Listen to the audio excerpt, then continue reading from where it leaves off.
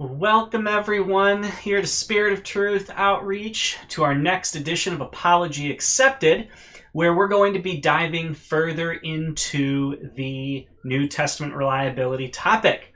Really excited. Today we're actually going to be looking at the accuracy and reliability of the Gospel of John.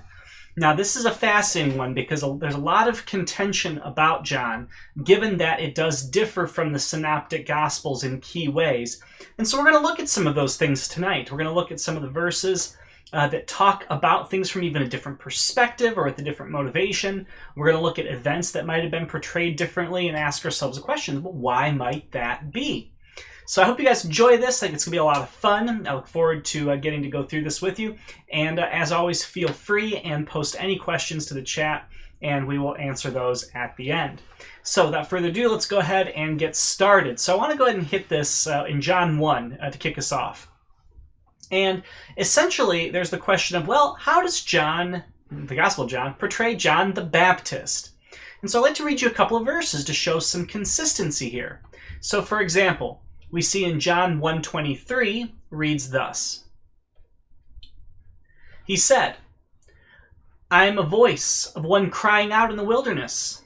Make straight the way of the Lord, just as Isaiah the prophet said. Okay.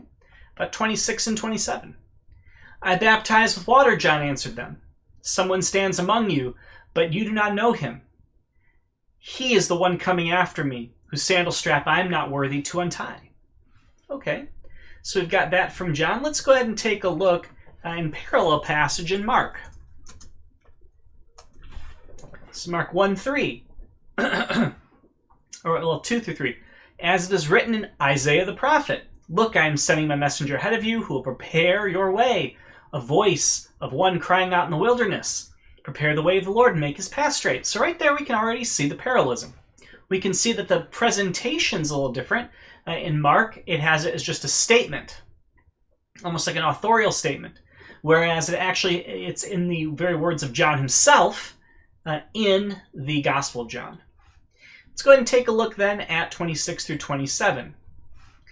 And the unclean spirit convulsed and shouted with a loud voice that came out of them. Oops, sorry, not 27, 7:3. He was preaching, someone more powerful than I will come after me. I am not worthy to stoop down and untie the strap of his sandals. I baptize you with water, but he will baptize you with the Holy Spirit. So again, some minor differences in wording, some minor differences in the order and presentation of these things, but fundamentally the same thing.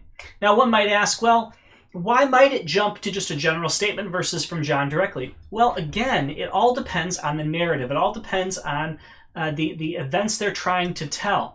In Mark, it made more sense to simply put the entire prophecy at the beginning, whereas it happened in an actual conversation as well, and so in the Gospel of John, it made more sense to put it there. And so you're going to see those types of things happen. It doesn't mean that there's any discrepancy or anything wrong. It's just simply how the author intended to portray these events. So let's go ahead now and move into a more interesting, but an interesting issue that pops up in the book of John. So let's go back to John 1 again. And now we're going to look at John 1:21. What then, they asked him. Are you Elijah? I am not, he said. Are you the prophet? No, he answered. So it's interesting. In John, he actually, and the other Gospels do not record this, it's very clear that John was saying, I'm not Elijah. Now, why is that interesting? Because if we go to Matthew 11:14,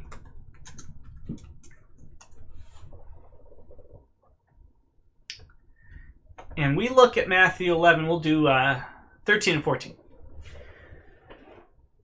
For all the prophets and the law prophesied until John. If you're willing to accept it, he is the Elijah who is to come. Anyone who has ears should listen. So right there, we have this very interesting statement from Jesus that he is the Elijah who is to come, okay? So, but yet in John it's saying, no, I'm not Elijah. Okay, now let's look as well at Luke 1:17, and we're going to see something similar here.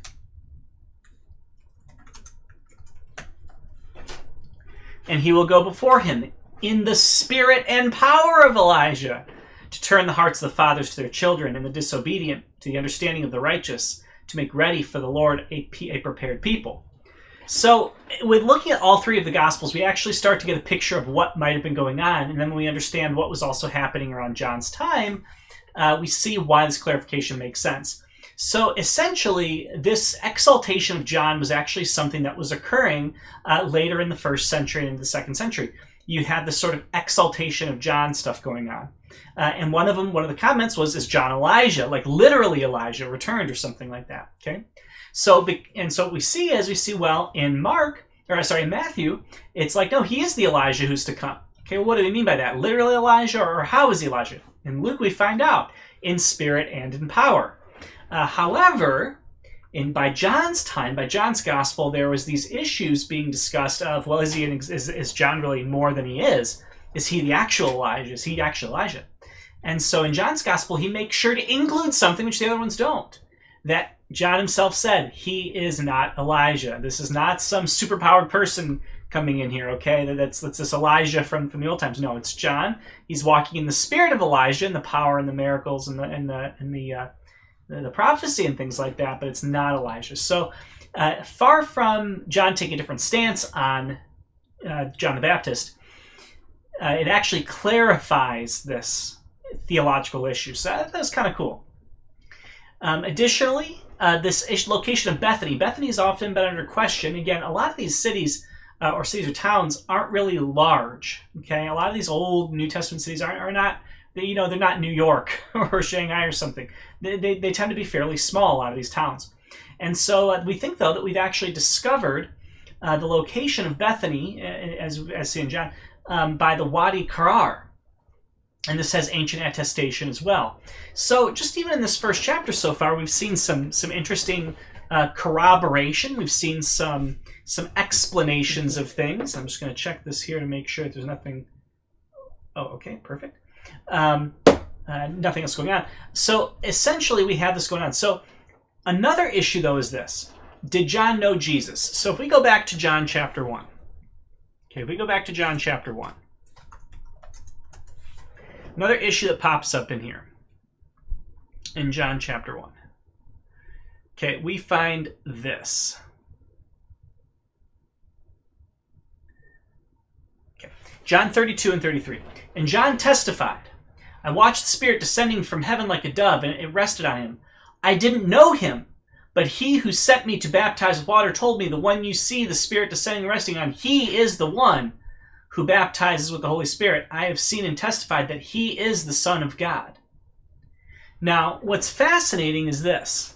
You see, it says earlier, John says, I baptize with water. John said, someone stands among you, but you don't know him. He's the one coming after me. So John was already aware that the Messiah was here.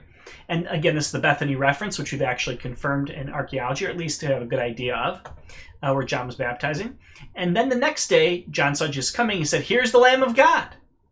But then we get this statement, I didn't know him. So what really is this? Okay.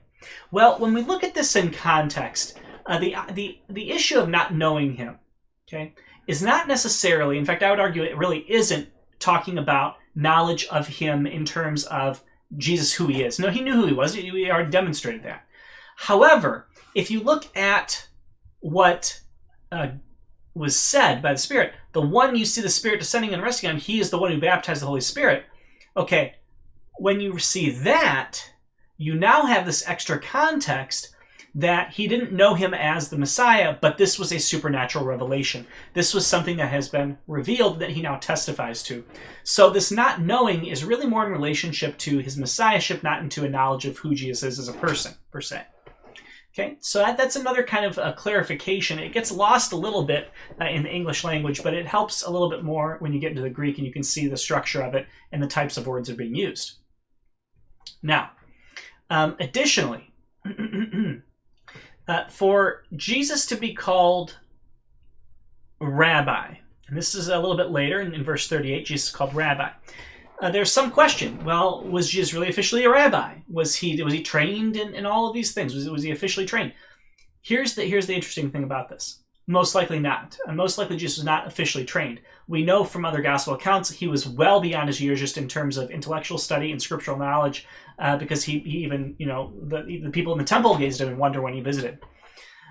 However, the word rabbi could be used more loosely prior to 70 AD, and it simply just meant anyone who was a teacher.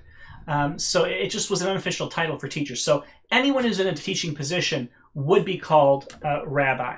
Now, what's more interesting is that after 70 is when we actually see the title rabbi only being used in an official situation for people who had actually gone through the training to become rabbis. So again, in the context of what you're seeing here, it just means teacher. It means somebody who I'm going to study with. Okay, that's the core of it. So no issue, no discrepancy there. Additionally, some might wonder, well, why did the disciples just jump at this like immediately, and what all happened? Well, I want to go ahead and mention a couple things. First, these disciples, again, John was staying with two of his disciples when he saw him pass by, look, the Lamb of God. The two disciples heard him say this and followed Jesus. So the call to discipleship is not occurring in a vacuum. These disciples, especially the two that were here, and again, you're going to see that there's connections between a lot of these guys as well. That these guys were around John, they were hearing his teaching, and there's no question, most likely John, who was preparing the way the whole time. This wasn't like, and now that Jesus is literally here, I'm going to introduce you to this whole new message. No. In fact, he was preparing the way. And so it makes perfect sense that he's going to give, essentially, the disciples are going to begin to transfer. Additionally, you see the verses later, which we might talk about here, where it talks about I must decrease that he will increase. And again, this also refers to this discipleship shift, or this disciple shift that's going to occur. So it's kind of interesting that we actually see that here in the Gospel of John. Now, I want to mention Nathanael, because Nathanael is interesting. He's not mentioned in any other gospel outside of John. Okay. So the question is, well, who is Nathanael? What's going on here? It says here in verse 44 and 45, now Philip was from Bethsaida, the hometown of Andrew and Peter. Philip found Nathanael and told him, we have found the one Moses wrote about in the law, and so did the prophets, Jesus, son of Joseph from Nazareth. Okay. Then he says, can anything good come out of Nazareth? Nathanael asked him, come and see. Jesus saw Nathanael and said, here is a true Israelite. There is no deceit in him. How do you know me? Nathanael said. Before Philip called you under the fig tree, I saw you, Jesus answered. Rabbi, Nathanael replied, you are the Son of God. You are the King of Israel. Jesus responded to him, do you believe only because I told you I saw you under the fig tree? You will see greater things than this. So here is this, and then he goes and says this, I assure you will see heaven open and the angels of God ascending and descending on the Son of Man. Now, this is fascinating because in John 1, you already have the highest title for Jesus that's going to be used. And it's used right here of Jesus about himself. It's used openly to those who are just becoming his disciples from the very beginning. He is the Son of Man. He is the one who will approach the Ancient of Days. This is very high Christology here in the Gospel of John. And it's very intense language. You don't see this necessarily in the other Gospels. It takes a while for them to recognize the Messiahship, but here you see it right off the bat, and there's reasons why that would be the case. There's reasons, which we could talk about later, maybe in questions. However, this interesting thing about Nathanael, in the Synoptics, you actually have Philip and Bartholomew as being paired together. The problem is, and this is what most people wouldn't necessarily know, is Bartholomew is not a personal name. It simply means son of Tomai. So when we're talking about Bartholomew, maybe that is Nathanael, and that's sort of the thought. So it's not necessarily a discrepancy. In fact, actually, it could be a different read on the same character, or same person. Okay.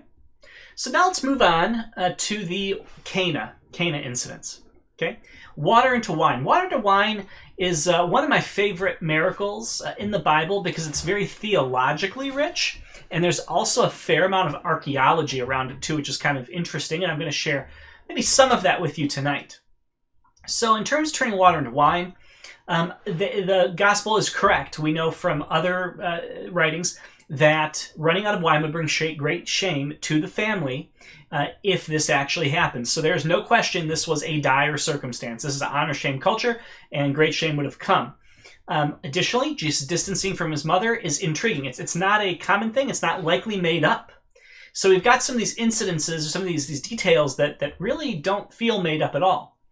Additionally, another big piece of this that most people miss is the miracle was not actually done in public. It was done in private.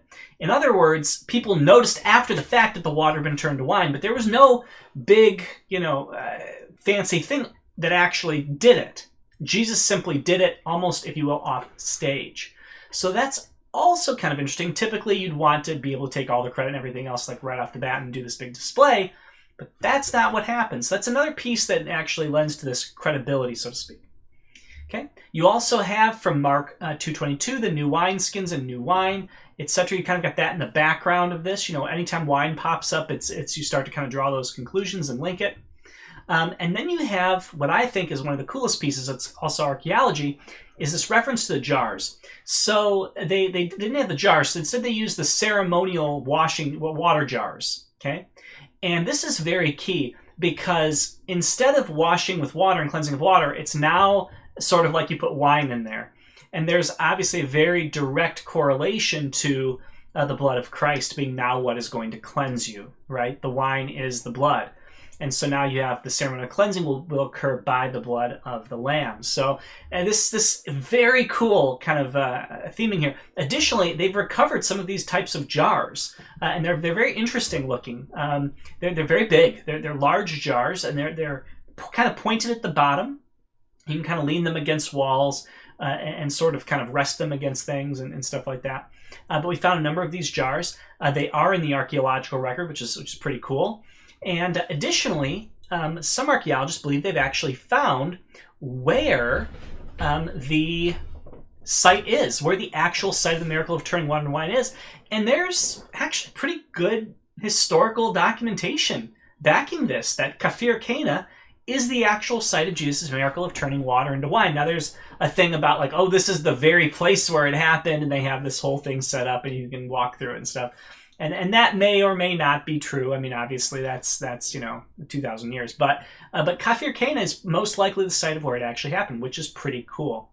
Unfortunately, a lot of the archaeologists who do this work come to the wrong conclusions in terms of what it was. One funny tidbit I'll share with you is some say, oh, it was a trick jar, because by the Middle Ages, you actually had trick jars. It was kind of cool. Like, you had a jar where you could like spin it around, and it would like pour one thing one way, had a divider in the middle, and pour something else the other way. So it was kind of cool in that sense. But no, but at this point in history, there was no such thing as a trick jar. And then again, these were ceremonial jars used for the cleansing and things like that. So it wouldn't make any sense for that to be the case. But again, we do think we have the site, which is pretty cool. We have examples of the type of jar, which is also quite cool. Now, in terms of what the miracle means, I'll just give this a hint. This is prefiguring the wedding of the church and Jesus. This is prefiguring the marriage of the Lamb. And it is a fascinating dive if you do a deep dive into those verses. So let's go ahead and move on. Again, there's some good history around that. Let's move on to the temple clearing. Now, here's the issue. So in John, you actually have the temple clearing where Jesus goes and cleanses the temple from the bad people. It says it right in here. The Jewish Passover was near, so Jesus went up to Jerusalem. This is in chapter 2. In the temple complex, he found people selling oxen, sheep, doves. He also found money changers sitting there. After taking out a whip of cords, he drove everyone out of the temple complex. And he poured over the money changers' coins, poured out the money changers' coins and overturned the tables. He told those who were selling doves, "Get these things out of here. Stop turning my father's house into a marketplace."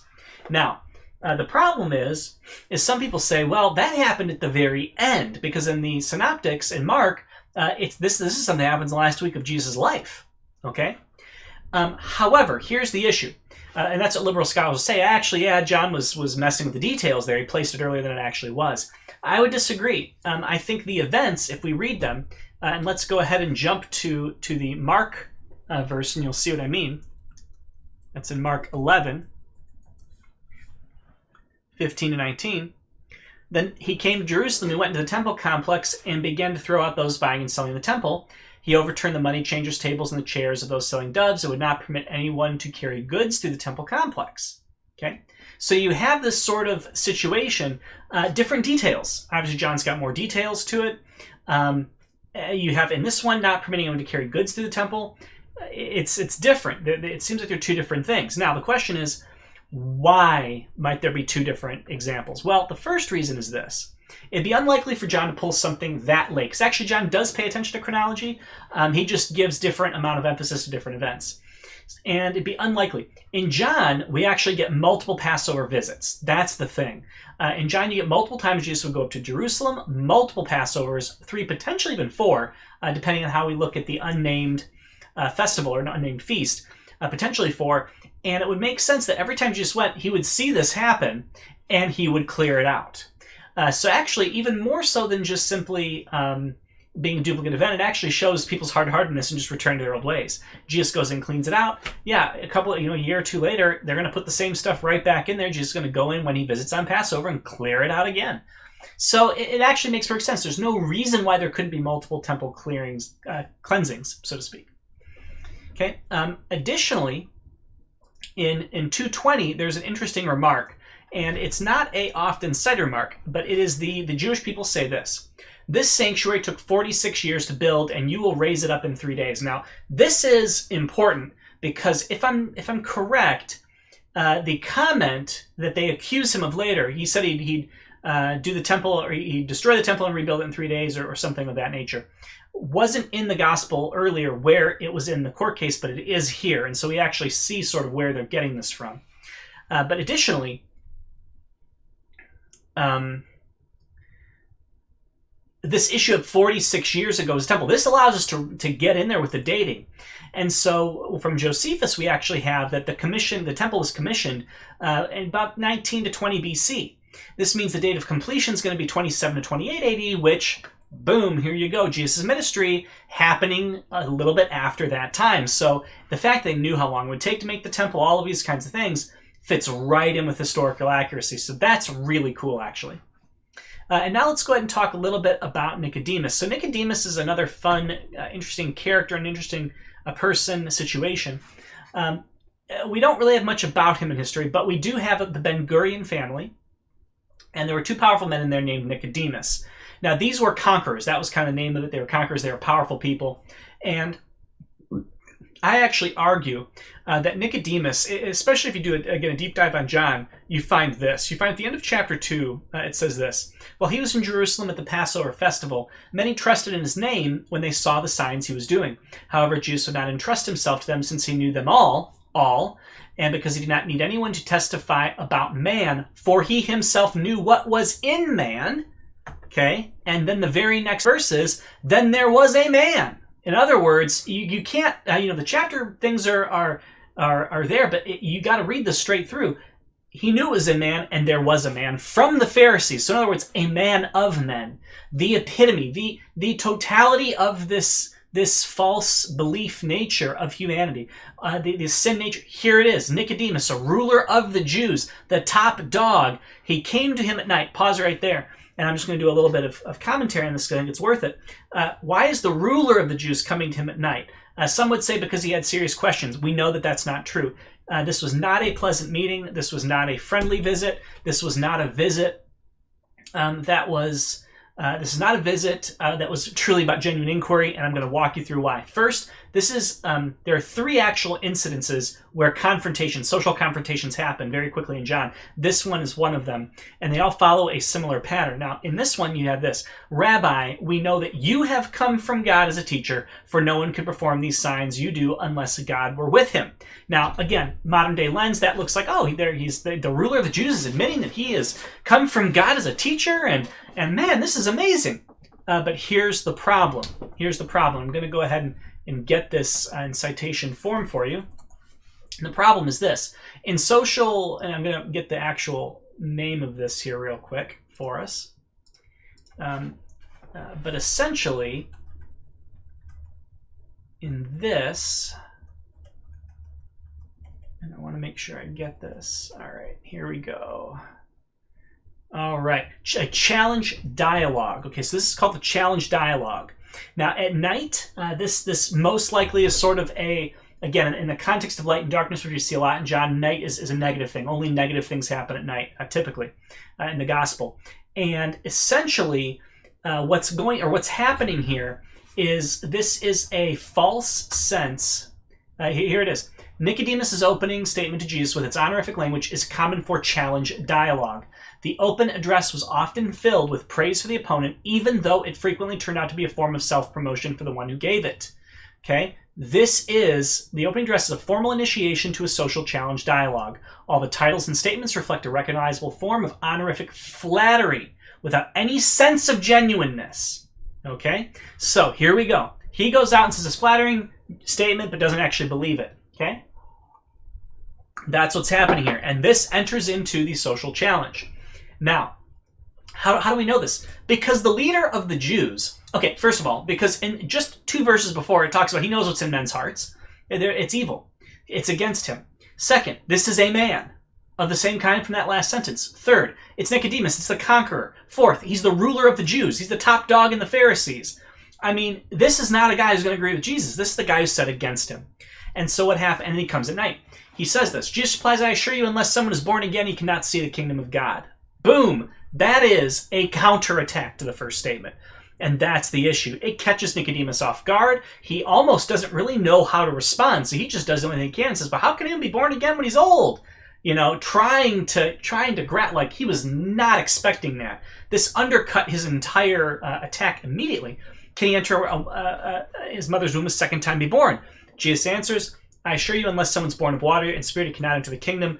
And then Nicodemus, essentially, Jesus goes on. Nicodemus says, how can these things be? In other words, he's defeated at this point, and Jesus just keeps teaching this guy, who, remember, is the top dog of the Jews and the Pharisees. So right there, I just kind of wanted to throw that out there.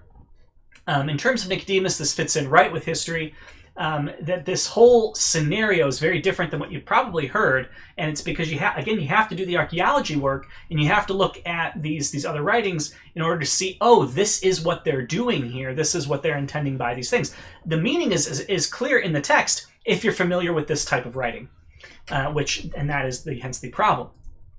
So, and finally, we also see as well the overlap of Jesus and John's ministries. And so this happens at the end of chapter 3. And again, this is really trying to give a little bit more context to John's ministry, which doesn't really receive a lot of context in some of the other Gospels. You get a nice long section about that here at the end of chapter 3. Okay, so I want to go ahead and move into the festivals, and I'm going to just mention a couple things quickly, and then I might do a deeper dive on some other things. So first, the pool of Bethesda mentioned during the festival unnamed, or the Sabbath during an unnamed feast. We actually found a pool with 5 porticos that matches the archaeological evidence that we've seen. So we think we've got the pool of Bethesda down, which is pretty exciting. Additionally, you've got attestation through all 4 Gospels at this point of the feeding of 5,000 and the walking on waters in Matthew, Mark, and John. So you've got some good attestation there. And John indicates that these events were actually around the time of Passover. So it even gives you a little bit more context of how long Jesus' ministry was by looking at John. You get to see, oh, these Passovers are real distinctive markers throughout the book of John, which is, again, pretty exciting. And now, one of the more interesting pieces, John 7 through 9. This is why I say John is such a theological book. So John 7 through 9 is going to cover, at least in part, the Feast of the Tabernacles. Okay, we're assuming this one in particular probably occurred around 29 AD. Seems like it's the case. And here you have 2 ceremonies that are specifically of import in the Feast of Tabernacles. The first one is the living water ceremony, the water ceremony, daily libation in the temple of water drawn from the pool of Siloam. So again, they're going to do these washings in the pool of Siloam. Now, from the Mishnah, we know that the last day of the festival, this was omitted. And Isaiah 12:3, and we'll go to Isaiah 12:3, because the Talmud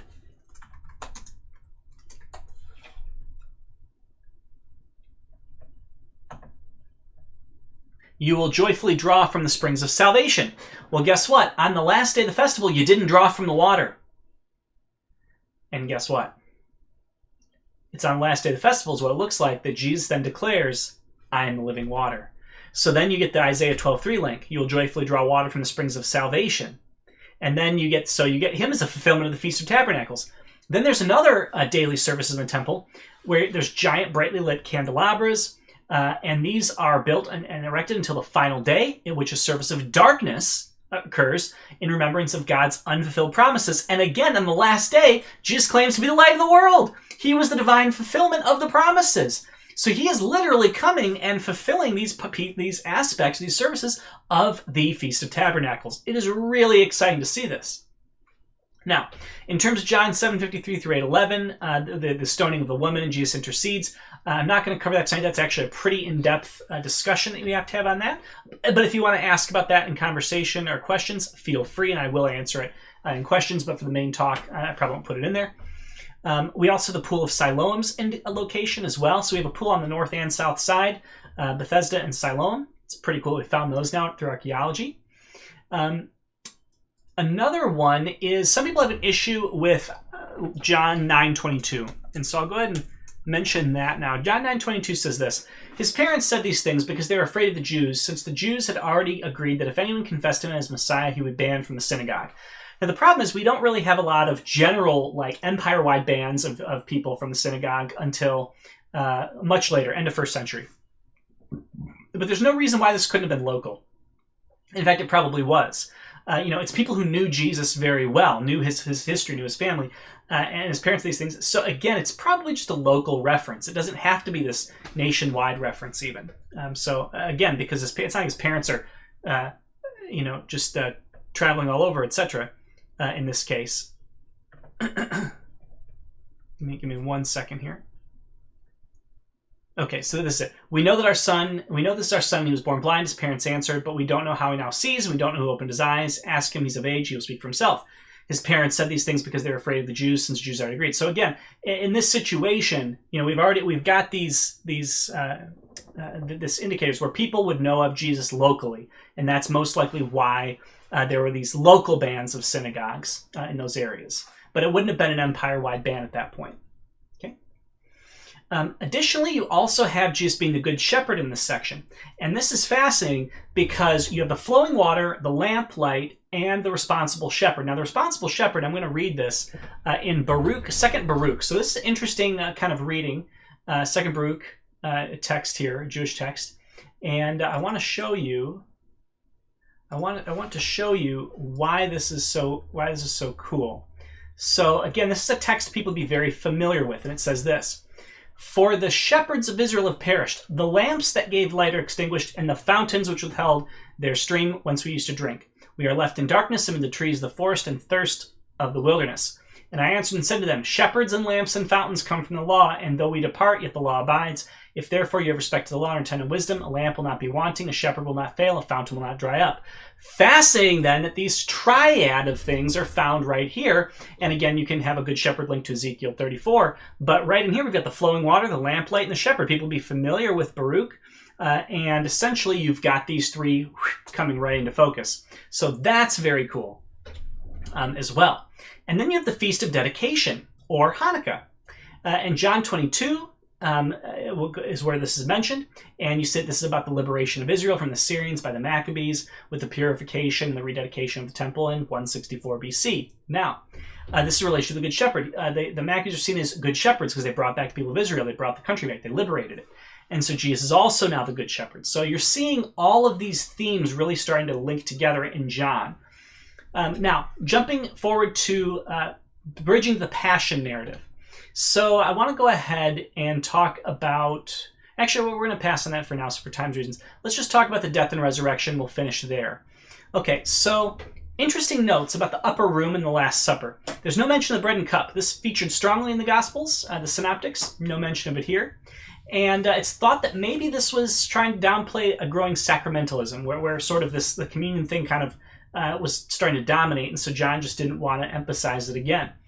Additionally, the foot washing that occurred fits very well with servant leadership, but is extremely countercultural. Okay, that was not something that would be done. It's very countercultural. Okay, it's also interesting to compare, and this is another one that I want to mention: the prayer in John 17, Jesus' big prayer in John 17, with Matthew 6, because there's similarity there, even though they're not identical. And so I want to go ahead and tell you that now.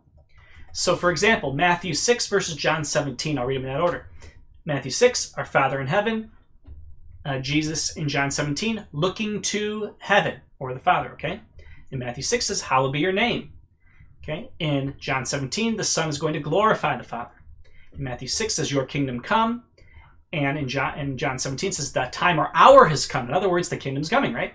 Your will be done on earth as it is in heaven, versus completing the heavenly work on earth. Okay, again, Jesus going to the cross. Give us this day our daily bread. Jesus then asking, giving them everything from God. Okay, forgive us our debts as we forgive our debtors. Make them holy. There's a parallel there. Lead us not into temptation. He prays for people not to be taken out of the world. Deliver us from evil from Matthew, and then but protected from the evil one in John 17. So it's fascinating. Even the Lord's Prayer in succinct form, Matthew, you see this really long form that has all the same elements in John 17. That's really interesting. That is a strong indication these things are indeed related, talking about the same person. Okay. Now, another fun little tidbit is this issue of Pilate. So there's a question about, well, why is it that the Jews would go to Pilate to have Jesus killed? Okay, why would they do this? And what we find in John 19 is this.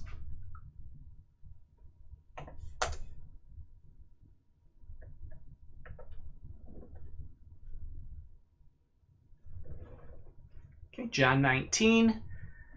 From that moment, Pilate made every effort to release him, but the Jews shouted, if you release this man, you are not Caesar's friend. Anyone who makes himself a king opposes Caesar. Now, here's the problem. Verse 14, it was the preparation. Oh, we'll hit the preparation day in a second. The problem is it's kind of a wondering, like, well, why would they even go to him? Well, we see here, because we knew that they couldn't get the capital punishment. But why? How did they do this? Well, from here we find out, oh, we'll tell Caesar. The problem is that this area was known for its rebellion. Okay, they had to quash rebellions. Pilate wanted to keep the peace and appease people. And so he's going to do whatever needs to happen in order to keep the peace. And that's how the Jewish people pressured him to do what he was going to do. So you get that insight here in John. Now, one of the issues that people have said is, well, John is a different day than the rest of the Gospels in terms of the crucifixion day. Okay, so where are they getting that from? Well, verse 14. Verse 14. It was the preparation day for the Passover. Oh, it's the wrong day. How did John get the wrong day? Here's the problem. In Greek, that can also be read as the day of preparation in the Passover week. In other words, what is that day? The day of preparation is, guess what day? Friday. Because it's in preparation for the Sabbath. Because even during the Passover week, you have a day of preparation for the Sabbath. That's actually what he's saying. So no, John did not get the day wrong. This wasn't a day of preparation for the Passover. It was the preparation day for the Sabbath in the Passover week. And it's very clear again from there when you understand how the day of preparation is essentially meant. It's meant in relation to a Sabbath. Okay, 31 again confirms this. We see this 31. Since it was the preparation day, the Jews did not want the bodies to remain on the cross of the Sabbath. So again, it's preparation day for what? Relationship to the Sabbath. Okay. Now, the issue at the time of the crucifixion was at 9 or noon. This is another kind of hot issue. And you got to understand, people often try and do this because the point is this, is you didn't even really have people making these arguments, prior to the modern era, because you didn't have modern things. I mean, we can now go pick up a phone and tell the time down to the millisecond. Okay, that's great. People couldn't do that back then. In fact, even though there were sundials, that was not common. Those sundials were not commonly used by people.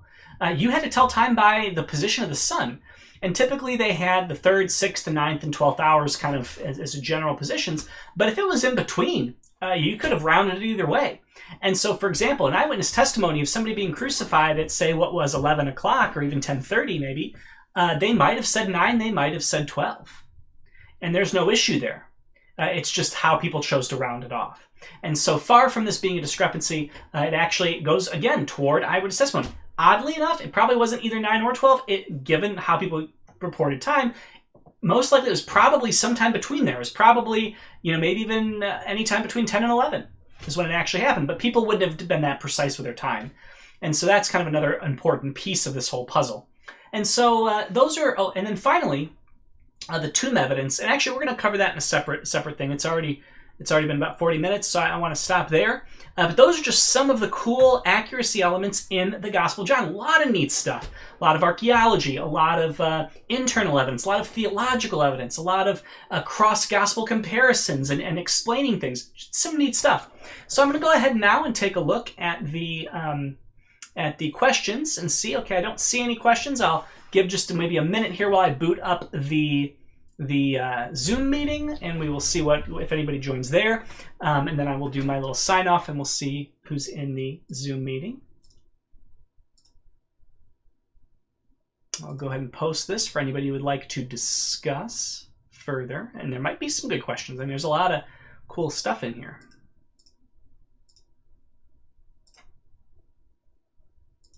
Okay, so here is the invite link.